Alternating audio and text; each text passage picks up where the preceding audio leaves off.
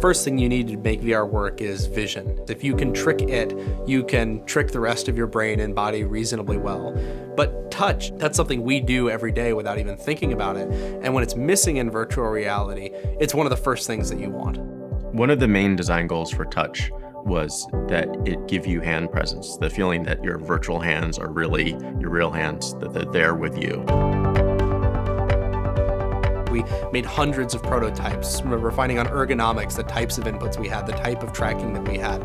And a lot of the assumptions you make at the beginning of the process don't necessarily pan out. With touch, what we had to do was make a solution where it doesn't feel like there's anything there, but when you do natural gestures, those things show up in virtual reality. You need to track its position in 3D space. You need to perfectly track its orientation. And you need to do all those things with very low latency.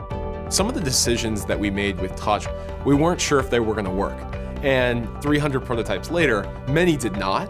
It takes a while to find that right magic where you pick up the device and you pull a trigger and you're like, that's it.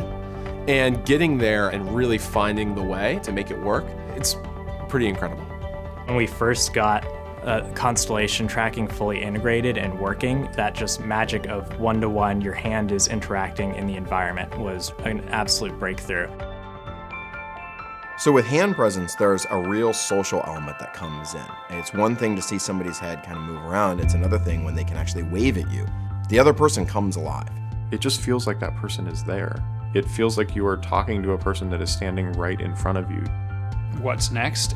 A lot of what's going to matter is actually what comes out of it. What have we enabled? And we're just scratching the surface there on the experience side. I'm really most excited about shipping this thing once we get hundreds of thousands of these things out into the world and developers are using them every day, and that we really see what we're capable of doing in VR. I think this is the golden age for VR, where a lot of people are going to make experiences that are just remembered. The first example of something that no one had seen before.